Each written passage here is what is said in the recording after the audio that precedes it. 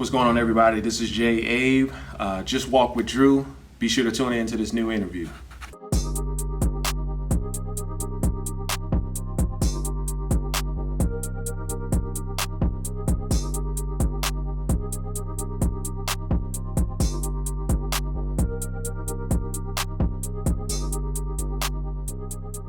What's up, everybody? Welcome to another episode of Walk with Drew. Thank you guys for joining in. Be sure to like, subscribe, comment, all that good stuff. Today, we got another special interview. Like I say, every single episode we have a special guest, but this is another special guest. This is, I want to say this is the first producer I've had on Walk with Drew, so I'm excited to have Jay Abe on the Walk with Drew. How you doing, bro? Doing good. Thanks for having me, bro. Yes, sir. I appreciate you coming in. If you would, kind of just tell the people a little bit about yourself and a little bit about your upbringing. Yeah, I go by Jay A. My real name is Johnny Abraham. Born and raised in Charlotte, North Carolina. Yeah, been here my whole life. Okay. Just always been on the scene as far as music and everything. Okay. You know, grew up in the church around here, and yeah, just enjoying where I am, and that's just been it. Yeah. So church boy, growing up being a church boy. Would you consider church boy? Yeah, church boy? all day. Like my whole, I owe a lot of, and just like a lot of other singers and musicians, I owe a lot of my sound to just growing up in the church. Okay. Just that gospel sound and everything, and even starting out playing everything was just been in the church since a kid. Right. So yeah. Okay. So how did you get into producing your music? Was producing always first, or is there a singing talent we don't know about, a rapping talent we don't know about? Yeah, it was an age where I was rapping, but we don't want to get into that. Okay. I don't want to get into that, you know what I'm saying? But no, so I started playing piano first since I was 5 years old. Okay. And the story goes like my aunt brought me a keyboard and my cousin some keyboards, like little toy keyboards, whatever. For I think it was like for Christmas or something. But you know how it is with kids, they give it up after a few months and everything. But I was the one that stuck with it, and I would, like I said, growing up in church, we all had these gospel cassette tapes at home. Yeah. So I would just be listening to those, and I start picking up music by ear. So everything that I heard on those tapes, I was able to just play it on the keys. So. That was around 5, and I was doing that for a while. Okay. But then when I turned 13, when I was in middle school, I met this guy named Jerry Swindell, and he told me, look, like, you're good on piano. Let's translate this into, like, music production. And so I didn't know what that meant. And, like, literally after school, he was my teacher. After school, we would meet, and he would show me how to, he would teach me this thing called MIDI, which is, you hook the keyboard up to the computer. And he taught me that whole production process. So, like, I started playing keys at 5, and started doing music production at 13. Okay, wow. All right, so you've been doing it for a minute. So you're self-taught. So you're self-taught everything. How is that? Because I'm like, okay, I got a keyboard at the crib, and it's hard. I try to go on YouTube and do the little, it's hard. It's hard. It's a hard instrument to learn. I thought it was gonna be a little bit easier, but yeah, how is that? Yeah. It takes patience, you know what I'm saying? It takes patience. It's like you can develop a good ear for it, but you can also read, things like that. I always encourage people, like, get a teacher, get a piano teacher. Okay. If you're really into it, do it the right way. Okay. Yeah. You don't encourage people to do self-taught way. Yeah, do it the right way. Unless you have a good ear for it, you know what I'm saying? Like I said, you're able to hear it and translate it. Yeah, it's good. So you said you've been doing. So when was the time where you were like, okay, I want to do this like full time? You said you've been producing since 13. So when was the age where you're like, I want to do music? Yeah, it was really when I was 17. Okay. So still in church and everything, and then my youth pastor at the time, we were working on an album for our church. And he heard my production chops, everything I was doing on an old school Korg Triton keyboard. This is like 2003, I want to say. And he would hear all the stuff I would make and say, look, I want you to produce our church's album. That was my first time, like, in the studio. That was my first time. I remember even the next year graduating from high school, going to college. I went to Winston-Salem State just for my freshman year. Okay. While I was there, after classes, I would be producing music for the album. And I just was thinking, like, yo, I love this feeling, you know what I'm saying? Like, I didn't mind getting up early in the morning, going to class for the rest of the day or whatever, coming back to my dorm and still doing music. So this is around like 17, 18 when I realized, like, yo, this is this is it. Yeah. And I can make money off of it. You know what I'm saying? So yeah, that's kind of that's definitely how that started for sure. So I've seen, it's one of the funniest guys on Instagram. I let you know, he's one of the funniest guys on Instagram with his posts and stuff like that. But I see you talk about, dance music, and would you say that's primarily the lane in which you're riding in? I say it's one of them. I say Okay. it's one of them. Like over my years of doing it, doing this production thing, I have been blessed to kind of like reinvent my sound over the years, and I feel like because I've been doing this dance music thing for like a long time. It's just honestly, it wasn't a lot of confidence in myself. Like, hey, I don't want to place myself here. But then it got to the point where I'm just like, this is what I love to do. I just love this lane I'm in. And I've actually, like I said, I've been here for a while. I remember even posting videos and mashups back in December of dance music. Okay. But we're just gonna ride this wave for as long as it goes. You know what I'm saying? Because there's just so many different things you can do with the whole dance and EDM thing. You got Drake in it. Meg Thee Stallion has a new song on her album that's kind of got a vibe on it. It's so many things you can do. So I'll be here for a little minute until I feel like it's time to change again. Yeah. I feel like within the last, I want to say the last few years, you've seen a lot of like people like K Tronada's been getting in there. I want to say it's a couple other people that's been getting in that space. So it kind of gives you like, okay, they're getting the spotlight put on them. And then I want to say too, it's not so much. I want to say what's that, Selection. But Selection was big when I first started to kind of get into that vibe. That was like 5 or 6 years ago when I first started to hear about that. So dance has been getting in it for a minute. Okay. Yeah. It's and I love like I love that a lot of people are getting into it now. You know what I'm saying? Like, I mean, obviously, house dance music has been around for decades. Right. I love that a lot of people are more accepting of it now, and just the sound and watching it develop because as Black creatives, we own it. Yeah, we started it. Yeah, so we can do whatever we want to do. I didn't even know that. Like I seen you and a couple other people talking about like that originated in the Black space. Yeah. We gonna rock it till the wheels fall off. When we get tired of it, everybody else can have it. So talk about being an independent musician. Like one of the things I always say this, and it's no knock to musicians stuff like that, but I'm seeing myself as a creative and doing interviews and TVs, and I'm like, man, I see what I gotta go through, but I know with the artists and the producers, it's a whole nother level because I just gotta work the internet. Y'all like you gotta be shows and try get motion and movement. Just talk about just like being an independent artist. Yeah, man, and that's definitely it's a grind pretty much in any industry in any field you're in. It's networking, it's investing, it's saving, it's all these other things, perfecting your craft. But definitely as an independent musician, for me, because like I'm not yet a performer, booking my own shows, not yet, but with what I do, I use social media to really kind of help push my brand a lot. And it's funny because I remember a year ago, like I've had my Instagram page for a while, but I remember a year ago, it got to a point where I'm like, I don't want to necessarily have to feel like I need to be extra performative on social media, you know what I'm saying? Yeah. To get likes, to get attention and push my brand. I feel like if I put out a song, I can market this song and gain my supporters that way. But I mean, you know how it is, man. Like the world is changing, technology is changing, and social media is always changing, but helping you build a follower of people you've never met, right?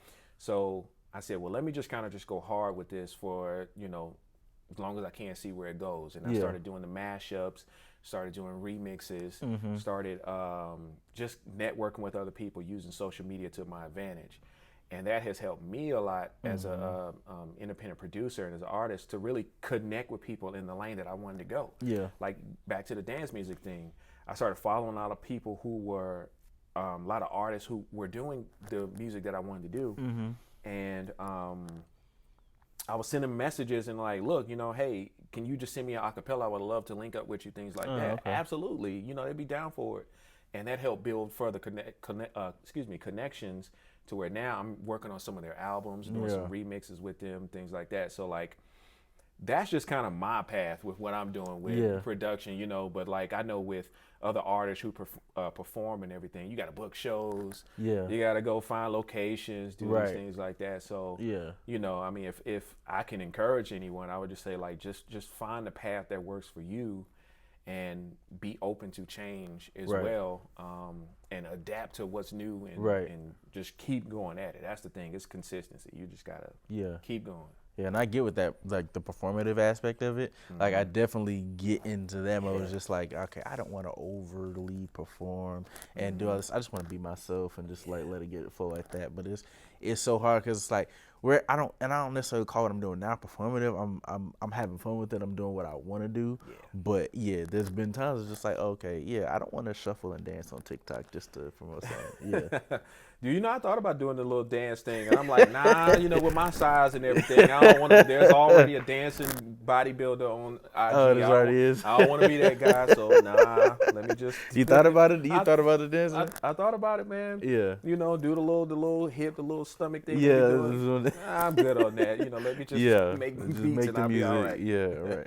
So in making beats, in the equipment and all things like that. So talk about just your process of like making instrumentals, making music. Like talk about that process. And like I know you probably do you still have beats from when you were 13 or 14? Do you still have beats? And you know what, man? I wish I did. Honestly, I think about that all the time. Every producer has gone through a period where they had a hard drive crash or a computer crash, and they lose all their stuff. And I went through that several times, and you know, I think back on it like, man, I really wish I had that stuff. Just also so I could see my growth, but I say this humbly, like it was really good at 13 too. You know what I'm saying? I want to listen back on it and inspire myself. Like, man, like where did I go wrong or whatever? Where did I change? But typically, what I do as far as how I come up with some of the videos or remixes, literally. My day starts at like 6 a.m., right? Because I get up, I like to go to the gym in the mornings. When I get home from the gym, I get in the shower. And then that's just kind of where everything just starts clicking, you know? Like, you know how it is when you're in the shower, when you're in your alone time, you get these ideas. And I'm like, well, I start singing some songs and we're like, but that would sound dope with this. Like, this Beyonce song is dope, but what if I put this over like the Bee Gees? So I'll go in the studio, I'll find an acapella on YouTube, put it into my software or whatever, start chopping it up. I have an MPC too, so I'll start chopping it up on there, and then just keep sampling until some ideas come together. And then, you know, if I kind of like where it's going, I'll play some keys on top of it and just keep building and building and building from there. But it just starts from just random ideas, you know.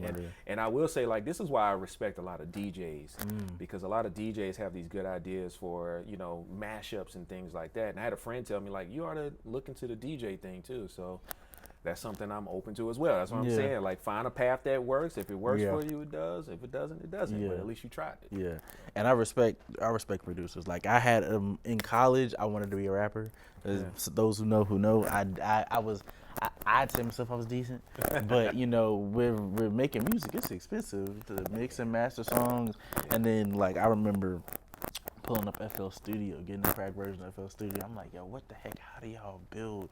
So I was like, I have so much respect for it because it's just like, how do y'all build? Like, and this is patience. It's like, and people say they're self-taught. I'm like, bro, to be self-taught with that, like, I guess there's other things like I'm self-taught with this stuff or stuff like that, like just looking. But this is a lot easier than metronomes and it's a lot easier. That's how I feel about movie directors. You know, how can they just put all this stuff together, budgets and all these things like that. And I have a respect for them, and it's just, you know, same thing with production too, you know, and that's just putting together the music part. Like if you're working with an artist, now you have to work with their personalities. You have to work with the songwriting part. Then you have to work with the studios.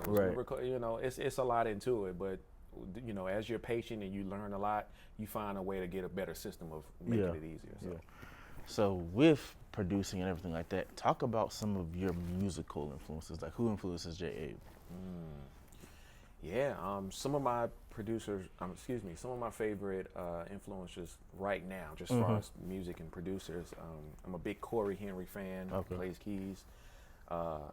Big Timbaland is my favorite hip hop producer of all time. Dilla.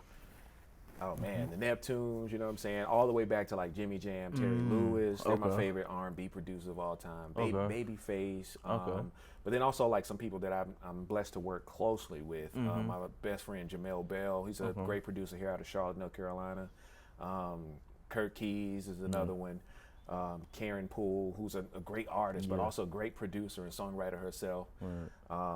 Yeah, those are like a couple people close to me that I'm proud to say, like, I'm glad we connect. I'm always learning things from them. So yeah. And I meant to say in the beginning how we connected, how I met J.A. was through our homegirl Mia. I was part of her. I was a stage manager, part of her crew, and he was brought on to play keys for I think a couple of shows. And that's the first time I met him. And then followed on Instagram. And then my girlfriend even knows. He was like, "Oh, I know Johnny Abraham. I know." I was like, "Oh, okay." Like, yeah, he's known around Charlotte, so I had to get him in here. So I appreciate you coming through. Absolutely. So, what's one piece of advice that you would give your younger self from what you know now back then to that younger self I was making music? Wow. I would definitely tell my younger self to not, don't worry about the fame. You know what I'm saying? Don't worry about being number one. Don't worry about the awards and everything. You know, like, if you're going to chase anything, chase fulfillment, you know. Make sure this is what you want to do, and what you're getting out of it is what you want to get out of it, which is happiness. You love to do it, you know. And all the other stuff will come, you know. Like, I'm a believer in Christ, so it's also like, you know, seek first his kingdom, you know, and what you're supposed to be doing in that kingdom, and everything else will come, it'll be added to you. So that's my biggest takeaway, you know, because when I was younger, it was just, here's exactly where I need to be. But now it's just not so much. Like, enjoy it. Enjoy it. And I agree with that. Like, the biggest thing, like, I know growing up is like you always thinking about the fame and wanting to get there or whatever. And now it's just like, okay, you're enjoying the ride. And I think most recently for me, I never thought about like, oh, like, yeah, I want to be famous. Like, yeah, that would be cool. But like, I saw a certain idea of how I wanted this thing to go, how I wanted it to roll. And most recently, within like the last few months, I've had to kind of like, okay, it's probably not going to look exactly how you thought that was. You're probably going to have to go this route instead for the time being. God could elevate you whenever, but you probably have to go this route. And recently, just accepting that, and just kind of sparking me bringing everything back, because I saw it happen a certain way. You know, when it comes to television studios and doing stuff like that the old school way is you get discovered and you get pitch TV shows. Now they don't care about TV shows, they care about personalities. So I've had to ditch I got 5 good shows for a good network, and now it's like, okay, I gotta be a personality, which I'm fine with being that, but I gotta be a personality. I've had to kind of separate from that. So I definitely agree, you know, in doing that. Yeah, absolutely. So within that, within the music industry, we were just talking off camera about Tory Lanez post. So Tory Lanez recently, some of you guys may not know, Tory Lanez recently put out, or said something, I don't know if it was a post or whatever, but he said a lot of what's coming out right now, music is mid. And would you agree with that? And then if you agree, tell me why you agree. And if you don't agree, what do you think needs to change for music not to be mid right now? I wouldn't say, and Tory is, you know, he's entitled to his own opinion. Everyone is. Maybe the music that he listened to and that he expects from it is mid. You know what I'm saying? Yeah. I wouldn't say music is mid because it's a lot of great artists out there, you know, like myself. But right. It's a lot of great artists. If you open up your palette, you know, to listen to like who else is out there, you really see like, man, it's a lot of good things. Like there's an artist now, Kenyon Dixon, who's on tour, and he's talking about, you know, everybody's saying R&B is dead, and he was just like, I don't know what R&B y'all listening to, because all my friends do dope R&B, and what I like is dope. So, you know, just expand your palette. You know, if you listen to one thing, you're gonna get tired of that. So But I've heard of King. He's on tour with Byron Juwan, right? I want to say I've heard, because I feel like I follow Byron Juwan. I know Byron Juwan as an artist, and I feel like I've seen him on that tour. Yeah, it might be on the same thing. So where do you? We talked about it earlier. You talked about your musical influences, but where do you like grab inspiration for these mashups? And like we talked, like I was telling you, I'll hear certain people's voices on there, but I'm like, I know that you just produce. So like, where does the idea come from? Like, okay, I'm gonna take this acapella over here, and then like, how does that work from the business standpoint too? Like, since it is mashups, or since you are producing, but I hear other people's voices, how does that work from a business standpoint too? Well, the idea kind of just comes from just letting my mind wander. You know what I'm saying? Like, there's always times where, like, how it is growing up in church, like, you'll be listening to, I don't know, the Neptunes or something, and then you'll sing like a churchy song over and be like, man, that would be dope if that was together. Yeah. Like, it's just like, nah, like, explore that idea. Yeah. And then that's what happens. Like, I'll just let the idea come. And one thing I learned from Jacob Collier, he was just saying, like, never question your first idea when it comes. Just stay on that idea. So when I did the Beyonce Break My Soul remix or whatever, the mashup. No, not that one. Not that one. I'm sorry. SZA with her new song with, I think it's Doechii, Persuasive. Oh, okay. And I heard that and I'm like, it would be dope if Radiohead was kind of over that. Put some Radiohead chords over it. And just kept going with that. And now the way that works is, I can't call up SZA and say, hey, I need clearance on this. Right, you put it on SoundCloud. Like, so I just put it on SoundCloud, a lot of the mashups. I'll put it on Instagram first, kind of gauge the response. And then, people are like, yo, when you going to drop this? I'm like, but then when I keep getting messages like, yo, you need to drop this, then I put it on SoundCloud. Yeah. And I've actually been doing like remixes for like a long time. Like I have an old remix on my page I did with Drake and Timbaland, Say Something, and just kind of built my own thing around it. Yeah, so I might start releasing a lot more of them, but I had an artist actually reach out to me, wanted me to remix one of their songs recently, so we just got everything cleared with that. That should be dropping pretty soon. So it's a pretty easy process. Yeah. So, and then when it comes to the records, because I've also I was listening to your 2 singles that you recently dropped the other day, and I was like, I hear people's voices on there. So how do you find acapellas from offline, or artist friends, or do you do some of your the vocal work yourself? How does that work? Well, with the past 2 that I did, the one Let Me Show You, that's the vocal sample in there. That's just like a vocal sample I've always had. Like, that's not anyone I know or anything. Okay. But it's like you know how this royalty-free right, sample you find, and I just chopped it up and put it on there. But I dropped a single. I have a single out called Free, which is kind of like an up-tempo dance song with an artist, Keandra Davis. She actually goes to my church and had an idea, pitched it to her, and she was like, let's do it. And she wrote the lyrics to it. Like, we started on it like that Wednesday. By that Friday, it was already done, mixed, mastered, ready to go. Oh, okay. And so, if it comes to the point where, like, I kind of want to hear some real vocals on it, I'll just make the call. Okay. And we'll just go from there. Yeah. So you mix and master your own stuff too? I do. How you learn this stuff, man? Like, because this is, like, I sat there and just get stressed out looking at all this stuff on, like, is it just a process and you just love it and just how you get into it? Yeah, man. I just want to get better, Like, I just want to be, a lot of people do it because they have control issues. And that might slightly be true to me, But, like, I've always been fascinated with just the sound, how everything just sounds together. And, any artist and producer is going through it where they'll send their music to an engineer and maybe that engineer doesn't nail what you want, so you go to another one. Then you go to another one. Yeah. And that part really gets expensive. Right. So you kind of just start learning it yourself, and then once you do that, that actually makes you a better producer too, because you understand sound and how you want the output to be. So I enjoy it. I honestly enjoy mixing more than I do production. Really? I do. Really? I do, okay. because it's so many variables you can change, and like I said, I got control issues, so I can control where I want it to go. That. Yeah, I feel that. So when it comes to your music, what's one word that you would use to describe it that you would want somebody else to feel? Like me, the listener, what's one word that you would want me to feel in listening to your music? Positive. Positive. Okay. Yeah, positive. Why positive? I feel like there is a lot that goes on in the world in general that can, like, discourage us, It doesn't matter who you are or what you do. And music is it's an outlet for you to say, like I need this moment of this song to make me feel a certain way, to get my mind off of other things. Okay.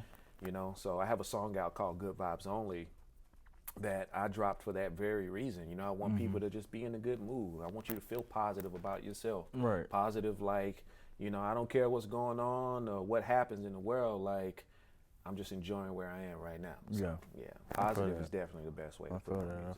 I feel that. Okay. Yeah. And dope too. You know, we're gonna do another one. It's dope. My music is dope. Yeah, and I feel that. I definitely think it needs to be more positive music. Like I was just saying, I don't know if you seen my post because we follow each other.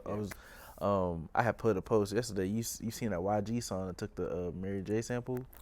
I didn't hear that. Yeah, YG dropped a song called Toxic, but it's I forget the song name, but it's a Mary J. Blige sample. Really? But it talks about all I really want is to be happy. It's that song, and then I'm like, but it's talking about toxic on there, but it's talking about toxicity, and I'm like, it would have been a good play to just keep it in the happy range, and just like you see all the toxicity and stuff like around it. That's crazy. I have to listen to that. Yeah. That's an interesting take on it too, because it's just. Yeah, like why take something that's, you know what I'm saying? And turn it into it's that? a nice little summer bop about wanting to be happy, and it's been used a lot on Reels, and he just dropped it on Friday, but it's just talking about toxicity, and it's just like, man, I just, you know, like, I don't understand the love or the gravitation towards toxicity. Well, I do understand it's an attention grabber, but at the same time, it's just like, I love, like, positive music that uplifts you, that doesn't bring you down, so it's definitely dope that you ride that wave. Yeah. So what would you say is next for J. Abe? Like, what are the things that you have in the works? We have an album coming out soon, and more collaborations. What's next for J. Abe? Yeah, you know, I've been working on my album for a long time, and I think it's just kind of just narrowing down to what exactly do I want, what impression do I want to make with my music. So that's definitely in the works. Still doing production with other artists, still doing remixes with other artists, because after I've been doing the mashups, like I said, a lot of people have been reaching out to me for remixes, so still doing that. There's still mixing projects where I just do mixing for other artists. Playing, everything is just all just music, just enjoying things that I want to do though. And you do it full time? Are you in it full time? Talk Blessed about that. full-time. So talk about that, being a full time musician, and that's I know that has its ups and downs, pros and cons. What's up with that? Yeah. It's a blessing though. Like it's all about being smart with your finances too. You know what I'm saying? Like, you know, because that's the first thing that comes to mind. You do this full time. How are you able to afford whatever kind of lifestyle? Well, you know, like I'll say this: if you work a 9-to-5 job and you're able to still do music in that, keep that for as long as you can. You know, don't just hop off of a job and go do it. Like do it until you know, like, hey, this is where God has me, and He's gonna sustain me like He has before. You know, so. But it doesn't happen overnight. Like, it's years of just finding what works and just saving and just networking and putting yourself in position to be good. And kind of found my groove now, so I'm able to do it full time, and I'm loving it. How many years have you been doing it full time? Is this recently or? Nah, I've been doing music full time. It's been only about 5 years. Okay, now. So cool. Yeah. As a veteran. Yeah, listen, it was a point, man, where my last job, before I did it full time, like I was doing personal training, which is, you know. Yeah, I could. Yeah, you know, you could probably lift the couch. You know, probably. Dude, you see that guy on Instagram that lifts like all the stuff is just like like having something around his neck, a bench around his neck, and then he's like, what are you doing? Yeah, it's like as soon as you think of something that's new, like it's already been done. Somebody did the same idea, but anyway, I did personal training for a while, but I was able to still do music in the meantime, and I realized like I loved doing both, but obviously music is my passion, and you know I've been at it since. Able to travel, able to be in a lot of different situations where I'm like working on big projects. So yeah, it's a blessing. It's a blessing. That's what I tell people too. Like I'm blessed to be able to do this. So, so what's one piece of advice you give to musicians that want to get to where you're at? Be good. Yeah, like seriously, be good. Yeah. Because like social media now, there's a lot of people who aren't necessarily good at what they do, but they have a lot of followers, and people equate a big following to you must be really talented, you know, Right. or like having a lot of money or whatever, thinking you might be talented, but you're not. What really like gathers people to you is you being really good at what you do. And if you are good at what you do, and then, well, after you're good at what you do, also have a good personality as well. Be kind to people, be nice, you know what I'm saying? Be honest, because that's what's going to sustain you. So like, yeah, work on your talent, work on your character, and then all the other stuff will come to you. I feel that. Yeah. Definitely know y'all feel that too.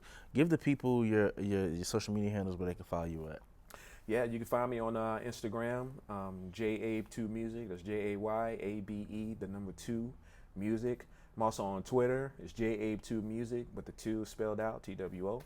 And yeah, that's where I post everything. And yeah, I'm excited to see what comes from it. I know you guys will follow him after you see this interview. One of the dopest producers out here, definitely one of the dopest producers in Charlotte that I've heard personally, that I know personally. And it's a lot of dope talent in the city. So definitely keep your ears open to what's going on out here. I appreciate you stopping by, bro. Absolutely. This has been another episode of Walk with Drew. Make sure you guys like, subscribe, comment, all that good stuff, and we'll see you on the next time around. Peace.